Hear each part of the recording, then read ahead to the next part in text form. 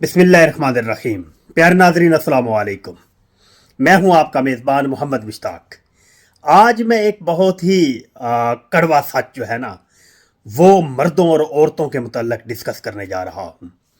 देखिए, मर्दों की एक बहुत बड़ी तादाद है जिनका जनाजा जो है ना वो मस्जिद में जाता है, लेकिन वो खुद चल कर कभी भी मस्जिद नहीं जाते।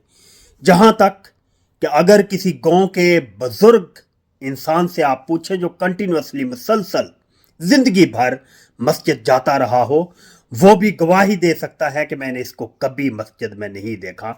तो ऐसे लोगों की एक बड़ी तादाद है सोसाइटी के अंदर जो बिल्कुल मस्जिद में नहीं जाते।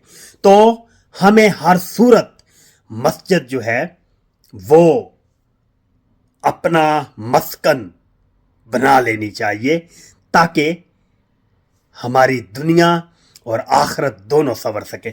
और अगर औरतों के हवाला से मैं बात करूं तो औरतों की एक बहुत बड़ी तादाद ऐसी है जिनको सिर्फ सर से लेकर पांव तक कफन ढांपता है, वो मुकम्मल पर्दा जिंदगी भर नहीं करती।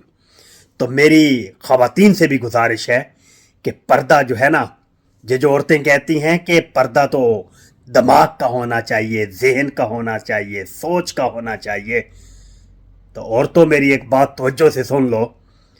तुम हजरत फातिमा ज़हरा से बड़ी पाकीज़ा ज़हन की नहीं है, हो ही नहीं सकती, हो ही नहीं सकती।